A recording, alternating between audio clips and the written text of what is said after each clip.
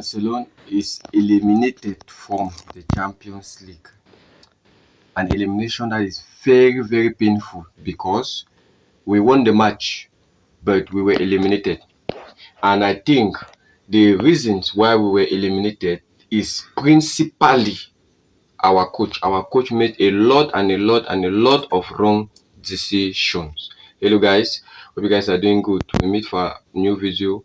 An objective of our video, post-match analysis of our blockbuster match between Atletico de Madrid and FC Barcelona. Final score at the Riyadh Metropolitano: Atletico de Madrid 1, FC Barcelona 2. We start with our lineup. The lineup came out and I was actually okay with the lineup. Plus or moins, it was the best possible lineup that we could actually obtain. But my only worry in the lineup was Ferran Torres, because I know Ferran Torres as an inconsistent player. I thought he was going to maybe miss a lot of chances and come back to default setting what the normal Ferran Torres we know. Instead, he amazed me. Ferran Torres had an amazing game, an excellent game. And if I was the coach, I would never and ever remove Ferran Torres from that match. We'll come to that later. So we'll start with him. Ferran Torres had an excellent game. Scored us our goal of 2-0 and gave the assist for our first goal. That's Lamine Yamal's goal. It was perfect. Ferran Torres had an excellent game. He was in his match. He was actually in his match, but he was substituted for Lewandowski. Now we go to the second line behind him. We start with Fermin Lopez. Fermin Lopez had an excellent game, good game. He was helping his left back, he was helping Cancelo, and for the only moment when Fermin Lopez dropped, or when Cancelo and Fermin Lopez lost in concentration, okay, we considered a goal. And it's obvious, I said it in my pre-match analysis, that Atletico Madrid are going to come into this game to contain and counter. They have a system that they can play hard and ball for 360 days. Nothing is going to be, it's not going to be a problem for them. Okay, so Cancelo and Fermin Lopez lost in the concentration immediately after Fermin Lopez was injured on the nose. I really felt bad for him. I was even surprised that he came back in and played. So he lost concentration and we considered a goal from Llorente to Ademola Lookman. But after that, the game was perfect. The wings were blocked, because that's Atletico Madrid's force. We pass through the wings, we square it in the box, and whoever is there is going to score, whether Solot or Julian Alvarez. Now we go to our midfield. Our midfield, we had 3 players there. We had Gavi, Pedri, and Dani Olmo. Top-notch game from Dani Olmo. Dani Olmo was excellent today. He played very, very, very well. And I think, and I said it, that the fact that Dani Olmo was rested is going to be an advantage for us, because he will have enough energy to give it today on the pitch. Gavi, perfect, masterclass. Gavi was the one, that stopped so many counter-attacks from Atletico de Madrid. Gavi and Dani Olmo had excellent games. I really enjoyed their games. Pedri was the one that had a mid-game. Not that his game was bad, but Pedri had a game that is not used to the Pedri that we used to see. And it's not his fault. It is due to the fact that Pedri played 90 minutes on Saturday. I mentioned that Atletico de Madrid rested almost all their squad on Saturday against Sevilla and lost. Okay, Barcelona on the other hand rested partially. We didn't rest most of our players, and 2 of those players that were not rested played today. Pedri and Lamine Yamal, they played 90 minutes on Saturday. They played again today. It was obvious Pedri was tired. By the 60th minute, Pedri was trekking on the pitch. He was tired, and that match that he played on Saturday had a toll on him. It's normal. Pedri didn't have a good game.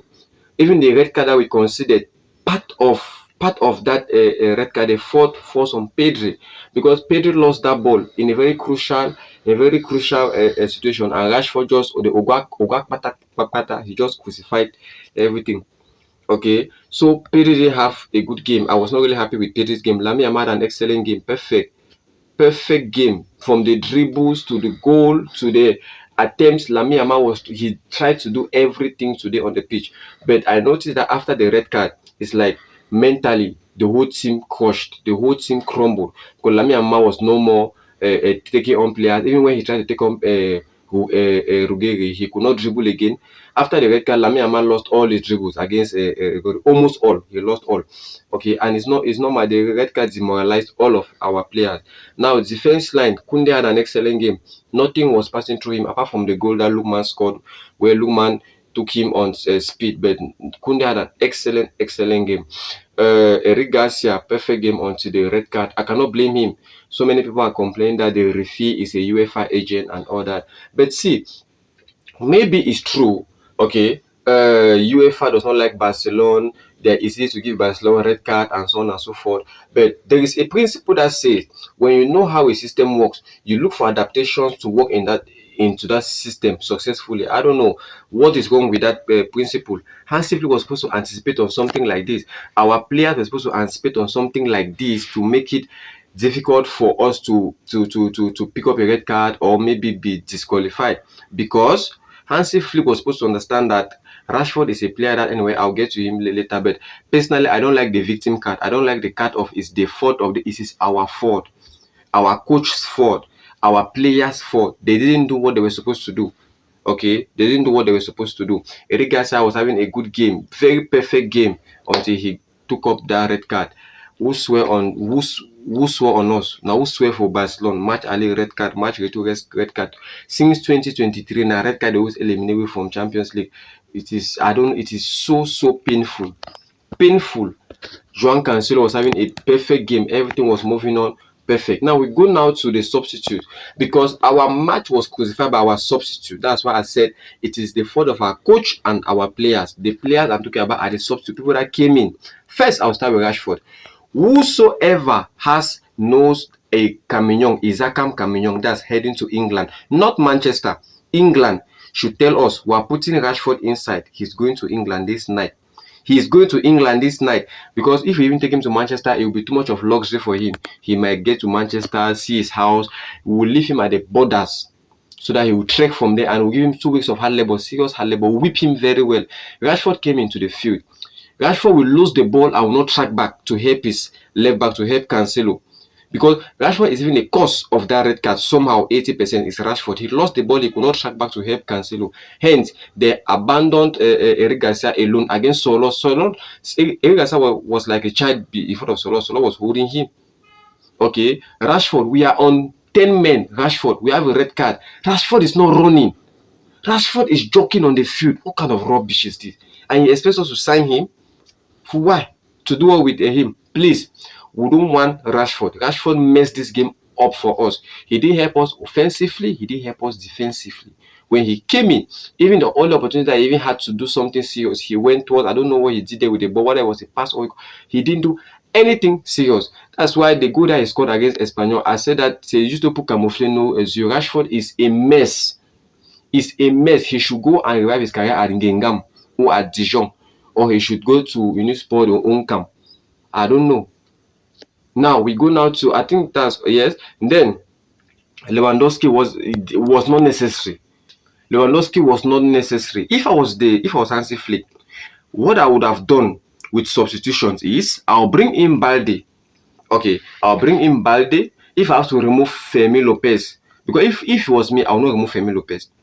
I can remove Ferran Torres. Then I bring in Balde. Balde will play as a left back.